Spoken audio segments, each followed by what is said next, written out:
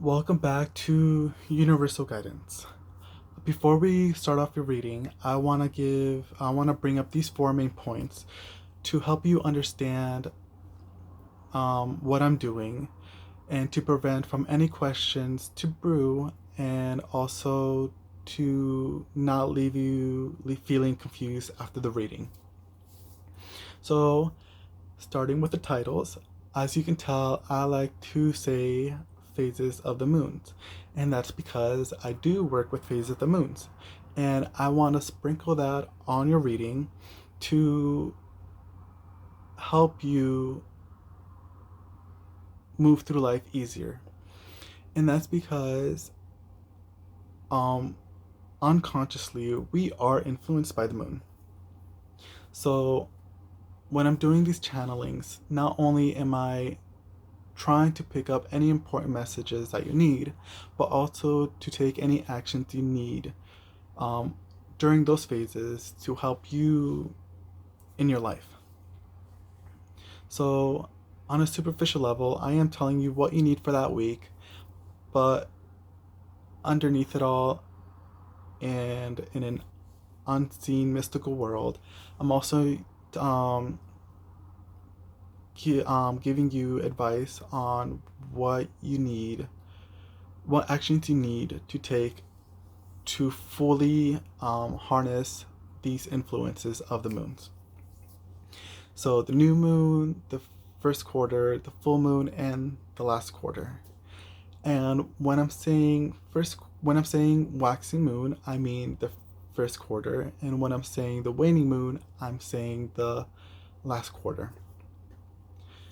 So moving on to the second point, if you're familiar with the Toro deck, you already know what their names are and what their meanings are. However, the deck I'm using, the Enchanted Toru, there are three groups that have different names, but they have the same meanings. However, I like to um, what's it called? I like to use them for other reasons, but right now I'm just going to clarify what these groups are and what they actually mean in the original deck. So we have the princess, the prince, and the hearts. So when I'm saying the hearts, I'm saying the cups. When I'm saying the princess, I'm saying the page. And when I'm saying the prince, I'm saying the knights. And when I'm using the pages or the princess, I am saying I'm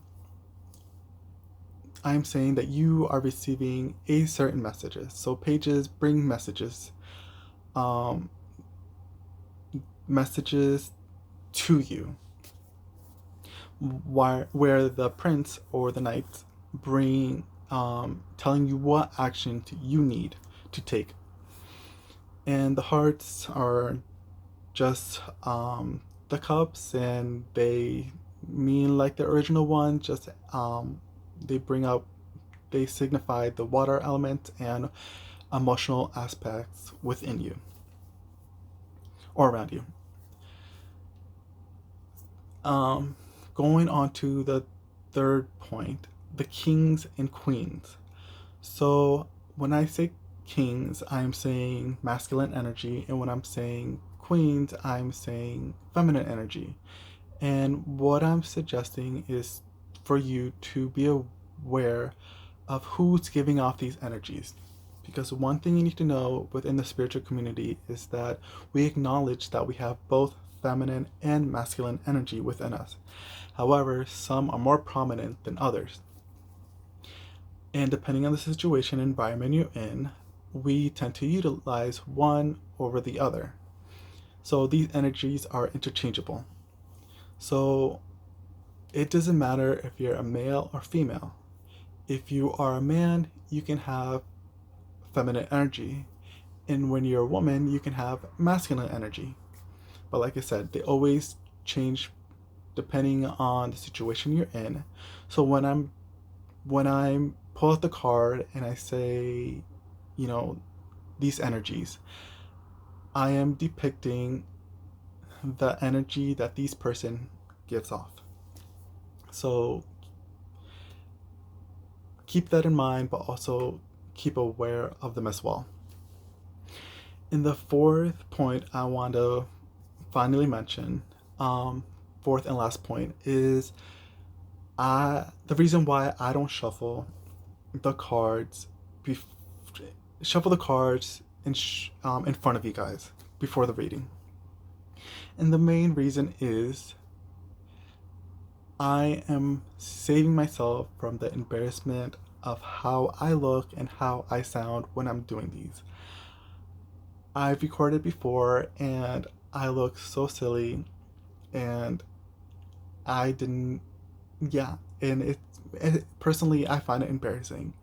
So, and the reason why I want to bring this up is because within the Toro community, we they have informed a lot of their readers that there are people out there that like to shuffle or pre-shuffle their deck and have things already prearranged just so they can be misled or give off information to manipulate whatever.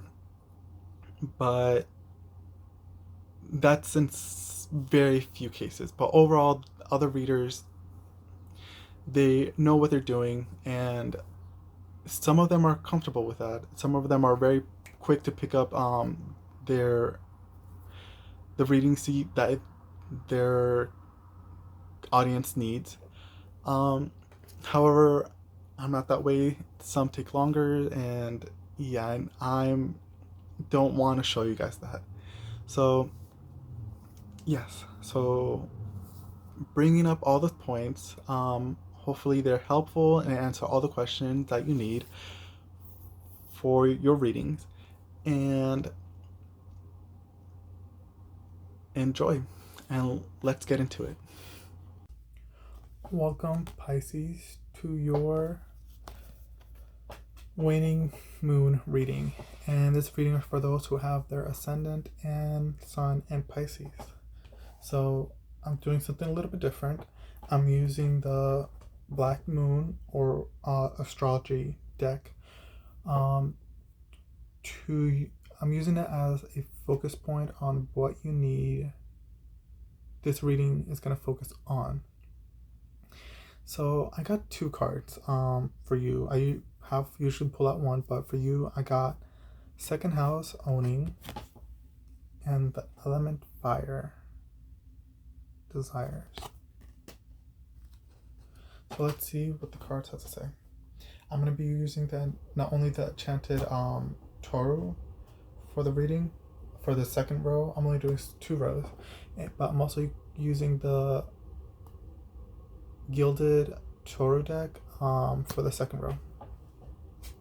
So we got the King of Hearts, the Ace of Hearts, the Ace of Pentacles, the 4 of Swords, and the 8 of Hearts. Okay.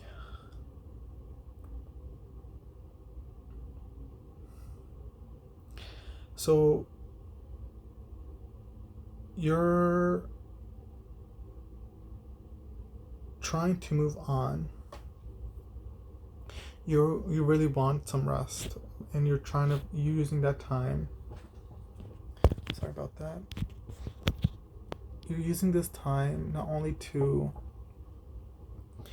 give yourself rest, but you're using this time to help you move on and find new love towards this King of Hearts, which is a masculine water persona, or someone who falls in the sign of Scorpio, Pisces, or Cancer.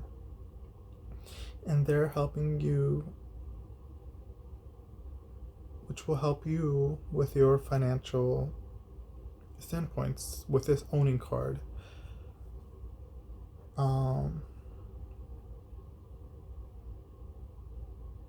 Yeah, you need this kind of like a recycle, like kind of like open up a new love towards the possessions and the what you own. You're building a kind of like a new love for it. Kind of like you're trying to find a new reason for it to like it. Because you like it, but it's not as fulfilling. But you're opening yourself up emotionally for this financial or what's it called? Financial or possessions, ownings that you have. Oh goodness, give me one moment. Hopefully it will stay. So moving on to the second row, we got the Seven of Swords, the Two of Pentacles, the Seven of Cups, the Ten of Swords, and the Three of Wands. Sorry.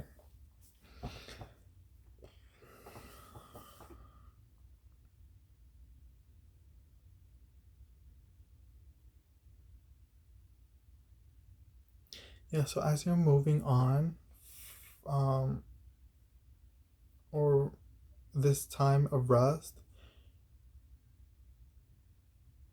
you are creating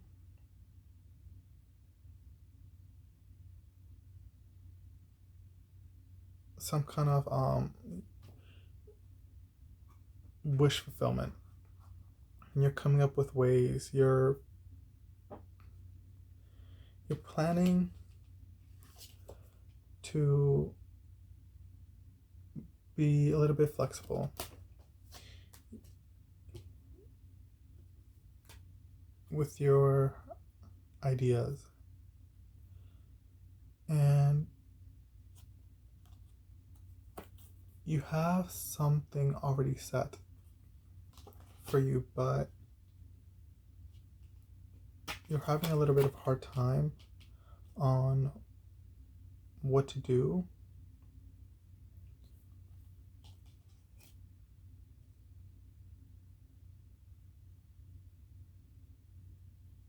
Because you're kind of like overthinking it in a way. You're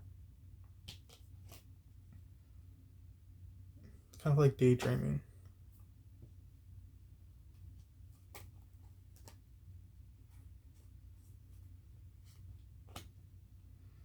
But don't let yourself feel cheated by this King of Hearts and this new love.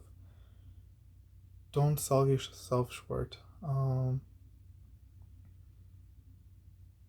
it. Kind of like build new standards and express those standards.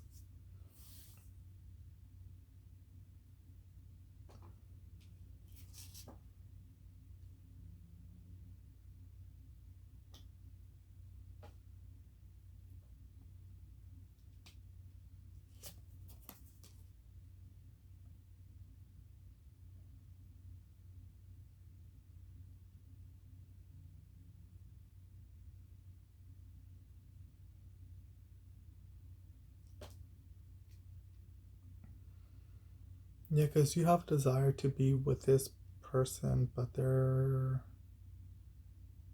just a lot for you at the moment, which is why you need this rest, and it feels like a lot to you. With this Ten of Swords, you're really trying to open your heart to them and be loving and caring, but you kind of want to move on. But you have the desire to still be with them and deal with them. Just, you know what you gotta do.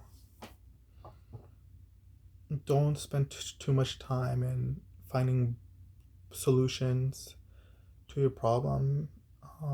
Stick to the one that you know is calling to you and what needs to be brought up, and address it to them. And don't sell yourself short. Be as descriptive and direct as possible with all your might in order for them to understand what it is that you need. So, ending on that, I will see you next time, and thank you for coming by.